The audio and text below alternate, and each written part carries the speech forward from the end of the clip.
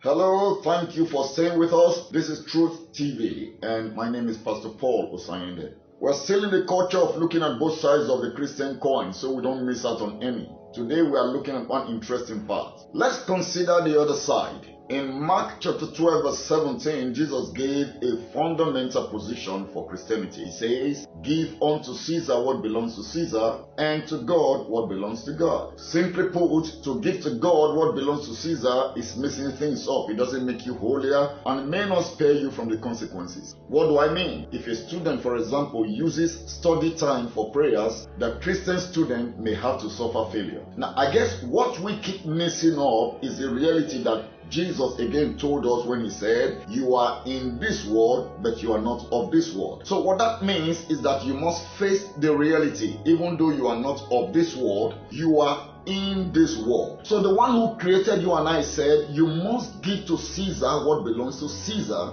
and to God what belongs to God. You never miss it up. You don't go to the marketplace and pick a bag of rice home and then come back and tell the person, "I'm born again, I'm a Christian."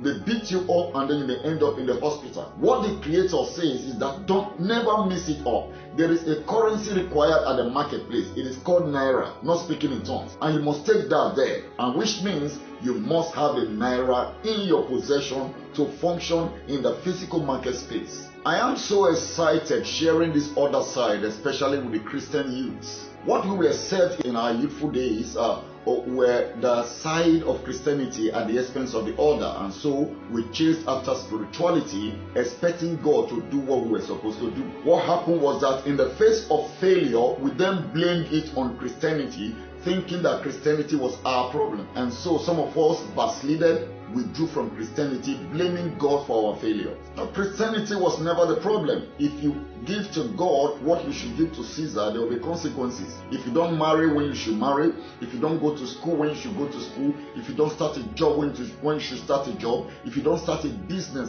when you should start a business and face that business thoroughly, there will be consequences. So you find a situation these days where a number of us are still pushing CVs around when our businesses should be speaking for us. My friend, you are in this world. Never for once deny that reality. You are in this world and you must face the reality of living in this world. Yes, you don't have to steal. Yes, you don't have to do what sinners do, but you must take up responsibility. Someone has been praying for a beautiful job and all of a sudden the interview came on a Sunday and somebody told him, "You can't take up that job, it is devil's job. How can the interview come on a Sunday?" Really? For the love of God, who even told you that Jesus will come back on a Sunday? Jesus told us a parable. He said a man was on a journey and then he was attacked by thieves and was beaten and left for dead by the roadside. Here comes a prophet, saw the victim, crossed to the other side, obviously going to minister, and moved on. And then a Levite came, saw the victim, crossed to the other side and moved on because he was in a hurry to go and minister. So the possibility is that this event happened on a worship day. Fortunately,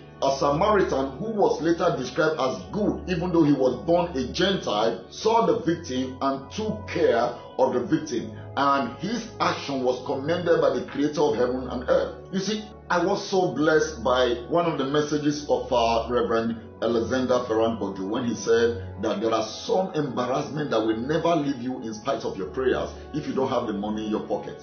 The more we keep denying the truth that we are in this world, even though we are not of this world, the more we keep denying the truth that just as God has his own requirements, Caesar has his own requirements that must be met. The more we keep denying these realities, the more we expose ourselves to avoidable failures. My friend, you don't need to suffer any loss. Why in the world do you think that Jesus didn't jump from the pinnacle that the devil took him to? The Messiah understood the law of gravity. And so he told you and I, "Thou shalt not tempt the Lord your God."